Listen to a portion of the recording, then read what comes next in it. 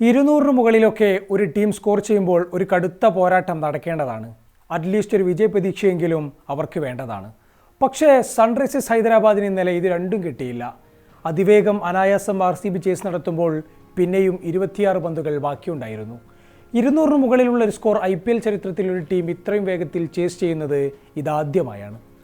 പോയ സീസണിൽ കണ്ട അതേ ഊർജം, 1-2 പേര് മാത്രം മാറ്റമുള്ള ഒരു തകർപ്പൻ ലൈനപ്പ്, ഒരു ചാമ്പ്യൻ ടീമിൻ്റെ അതേ മെൻറ്റാലിറ്റി.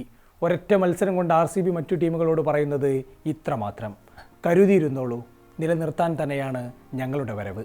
എന്നാൽ മറുവശത്ത് സൺറൈസേഴ്സ് ഹൈദരാബാദിനോ? ട്രാവിസ് ഹെഡും അഭിഷേക് ശർമ്മയും നിരാശപ്പെടുത്തി മടങ്ങിയിട്ടും 200 കടന്നതിന് നന്ദി പറയേണ്ടത് ഒരാളോടാണ്, ഇഷാൻ കിഷനോട്. തൻ്റെ കരിയറിലെ ഏറ്റവും മികച്ച ദിവസങ്ങളിലൂടെ കടന്നുപോകുന്ന കിഷൻ്റെ ഓരോ ഷോട്ടിലും അയാളുടെ ഫോമിൻ്റെ കയ്യൊപ്പ് കാണാമായിരുന്നു. ഫിൽ സോൾട്ടിൻ്റെ അമാനുഷികമായ ക്യാച്ച് ഇല്ലായിരുന്നുവെങ്കിൽ സെഞ്ചുറിയിലേക്ക് പോകേണ്ട ഇന്നിങ്സ് ആയിരുന്നു അത്. കിഷന് കൂട്ടുകൊടുത്തത് ഹെൻറിച്ച് ക്ലാസൻ മാത്രം. കിഷൻ്റെ വിക്കറ്റ് തെറിച്ചിട്ടും 200 കടന്നതിനെ കൈകൊടുക്കേണ്ടത് അനികേത് വർമ്മക്കാണ്. ഫിനിഷിങ്ങിൽ അയാൾ നടത്തിയ ഷോട്ടുകളിൽ ഹൈദരാബാദിന് പ്രതീക്ഷ വെക്കാം. ടോസ് നേടി പന്തെടുക്കുമ്പോൾ RCBയെ ഏറ്റവും ചങ്കിടിപ്പിച്ചിരുന്നത് ഹേസൽവുഡിൻ്റെ പരിക്കായിരുന്നു.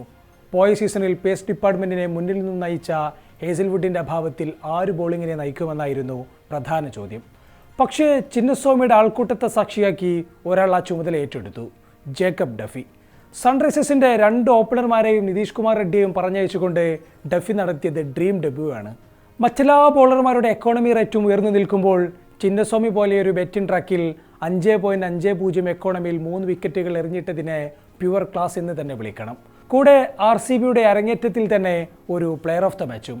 ഭുവനേശ്വർ കുമാർ മിനിമം ഗ്യാരണ്ടിയിൽ പന്തെറിഞ്ഞപ്പോൾ അഭിനന്ദൻ സിംഗും റൊമാരിയോ ഷെഫേർഡും നന്നായി തല്ലുകൊണ്ടു. കുണാൽ പണ്ഡിക്ക് തൊട്ടതെല്ലാം തെറ്റിയപ്പോൾ സുയാഷ് ശർമ്മയാണ് അല്പം കൂടി ഭേദപ്പെട്ടു നിന്നത്. മറുപടി ബാറ്റിങ്ങിൽ ഫിൽ സോൾട്ട് തൻ്റെ മോശം ഫോം ഒരിക്കൽ കൂടി ആവർത്തിച്ചു. ജേക്കബ് ബെഥൽ ഇങ്ങനെ പുറത്തിരിക്കുമ്പോൾ സോൾട്ടിന് അധികകാലം ഇതേ ഫോമിൽ തുടരാനാകില്ല.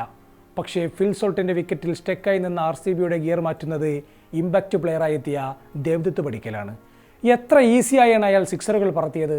കളിയുടെ മൊമെൻറ്റം അതിവേഗം RCBയിലേക്ക് തന്നെ തിരിച്ച റിയൽ ഇമ്പാക്റ്റ് എൻട്രി.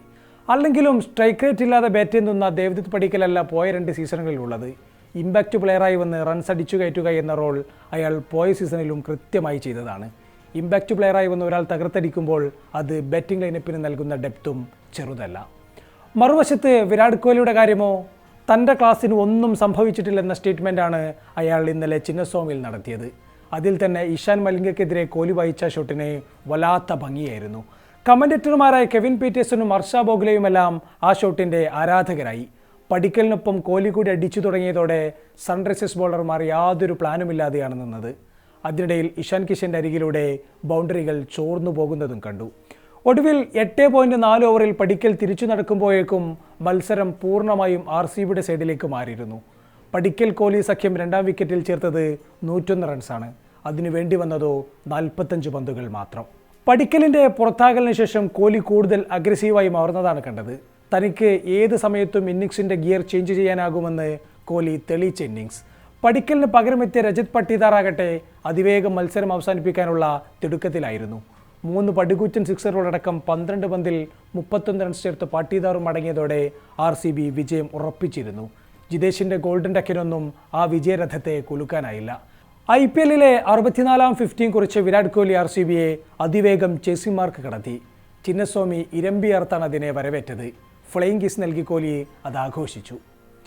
സൺറൈസേഴ്സ് ഹൈദരാബാദിന് ആദ്യ മത്സരം തന്നെ ചില അപായമണികൾ നൽകുന്നുണ്ട്. പാറ്റ് കമിൻസ് എന്ന ക്യാപ്റ്റൻ്റെയും ബോളറുടെയും അഭാവം മത്സരത്തിൽ ഉടനീളം കാണാമായിരുന്നു.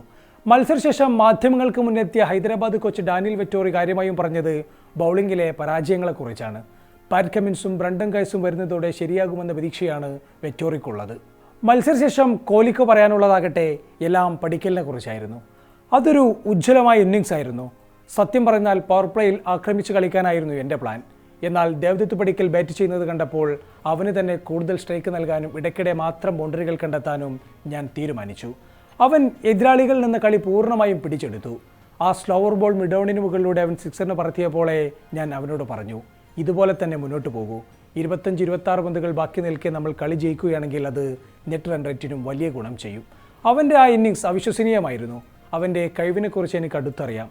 ഇപ്പോൾ അവനത് കൃത്യമായി പ്രയോഗിക്കുന്നുമുണ്ട്. മികച്ച ആഭ്യന്തര റെഡ് ബോൾ സീസണിന് പിന്നാലെയാണ് പടിക്കൽ വരുന്നത്.